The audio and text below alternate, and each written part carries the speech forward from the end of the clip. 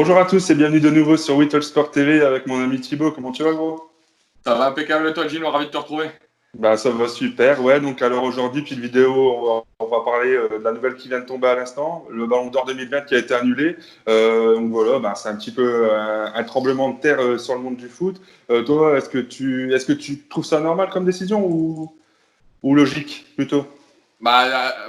Logique, oui, dans un sens, parce que c'est une récompense individuelle, mais à ce tarif-là, t'annules la Ligue des Champions, t'annules tous les titres en fin de saison.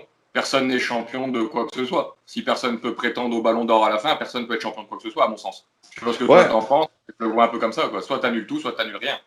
bah franchement, quand j'ai vu la nouvelle qui s'est affichée sur mon téléphone, tu vois, tout à l'heure, en fait, c'est ça, c'était ma première action. Je me suis dit, bon, en fait, ben, au final, les mecs, pourquoi ils se battent sur le terrain tout le week-end? En fait, l'aspect financier a juste été privilégié là, depuis 2 mois. Et en fin de compte, un mec qui était vraiment favori pour l'avoir depuis quelques jours, ben, c'était Benzema, tu vois. C'était peut-être la seule année où, au final, ben, un attaquant pur neuf, autre que Cristiano et Messi, pouvait l'avoir. Enfin, tu vois, moi je trouve que c'est un truc de fou. Parce que même Benzema, je pense que ce qui motivait ses prestations aussi, c'était malgré tout dans un coin de sa tête pouvoir se dire qu'il allait peut-être pouvoir l'avoir. Il y avait peut-être le Ballon d'Or, il y a aussi le Pichichi qui vise en Espagne, pour une fois qu'il peut l'avoir. Messi a un genou à terre avec la situation du Barça. Le Real, depuis la reprise du Covid, ils font un perfect, 11 matchs, 10 victoires, un nul. Voilà, et Karim est auteur et acteur d'une grande partie de ces derniers.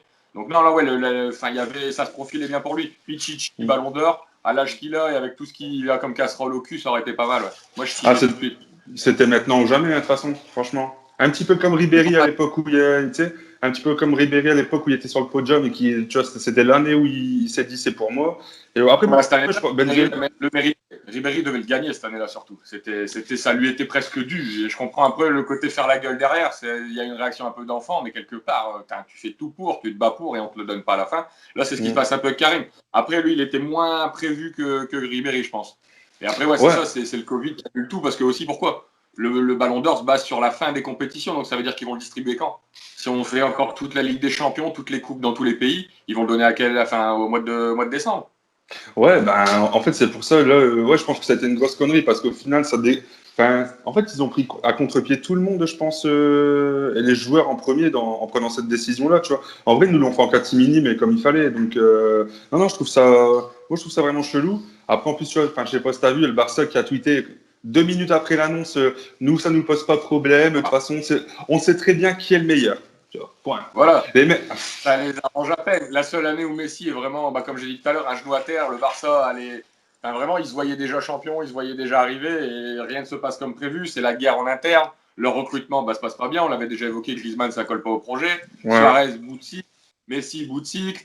À un moment donné, voilà. Et comme là, ça les arrange bien. Donc là, on le voit, hein, il y a eu. Au Barça, ça parle de changer d'entraîneur parce que Messi a décidé. Ça tombe, Messi a appelé la FIFA en disant faites pas de ballon d'or cette année, je suis pas chaud. Hein. C'est tout. Ça tombe, c'est Ouais. ça. Si on part sur la théorie du complot à ce point-là, ouais, limite, ça serait pas étonnant, tu vois. Donc, Moi, je vois que. en plus, tu me disais que c'était Rivaldo qui avait fait une interview en parlant de ça, si tu pas vu que tu évoquais le cycle. Rivaldo, il l'a clairement dit en interview on était en fin de cycle au Barça, que Suarez, Messi, c'était leurs dernières belle année peut-être, même sans S, et que lui, comme lui, Ronaldo, Nazario, le grand, Romario, Ronaldinho avant lui, ont su attirer leur révérence proprement au Barça. Et il est peut-être l'heure de le faire pour ces gars-là. Et surtout, il se pose un gros problème pour le Barça, et c'est ce que Rivaldo dit dans l'interview, c'est qui pour les remplacer? À l'heure actuelle, il n'y a personne au Barça. Si tu les enlèves actuellement ou qu'un des deux se blesse, c'est la merde. Et puis, t'as beau dire la hype aussi, tu vois, du Barça. Tu vois, quand tu fais le tour globalement dans le monde du foot, les grandes stars, à l'heure d'aujourd'hui, sont tous dans leur club et bien installés. Enfin, des mecs comme, par exemple, Paris, tu vois, Neymar, Mbappé et compagnie.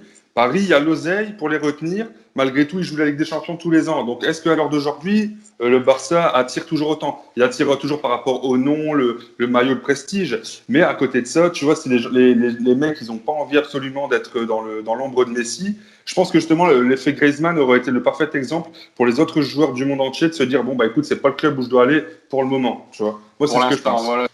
Tant qu'il y Ouais. aura le parasol Messi, le soleil ne brillera pas pour les autres. Donc, ils iront pas tant qu'ils pourront pas bronzer bien tranquillement au Barça.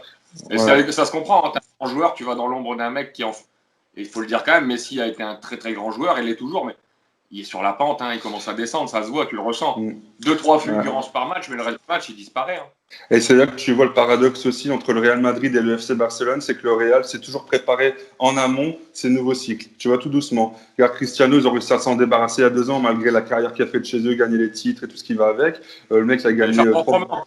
Ouais, ils ont fait ça proprement, mais voilà, tout doucement, ils anticipent les nouveaux cycles. Et là, ben, le Barça, ils vont se lever un matin, ils vont se dire, putain, en fait, on claque toute notre oseille pour un mec qui est en fin de carrière, mais par rapport à son prestige, ben, on peut pas se permettre de le dégager. Donc là, ils vont vite se retrouver vite. Ouais. Donc ils vont vite se retrouver dans un beau pétrin. Et pour en revenir du coup au Ballon d'Or, donc ouais, voilà, cette année, je pense que c'était l'année au nom de Benzema et Ouais. puis voilà, de donner à quelqu'un qui était méritant, soit Benzema, soit Lewandowski cette année, qui était vraiment en concurrence. Bah, de toute façon, Benzema et Lewandowski sont en concurrence depuis pas mal d'années. T'avais De Ligt aussi, le petit défenseur néerlandais. T'avais Alisson Becker. Enfin, t'avais des profils différents pour cette année en plus. C'est ça qui était un peu sympa, c'est qu'on aurait pu voir un podium qui avait inédit, totalement inédit. Ouais, et ça nous aurait fait du bien, je pense. Mais bon, Ah après, oui. ouais, on verra comment ça se passera. Enfin, du coup, voilà, aujourd'hui, bon, on va terminer cette vidéo.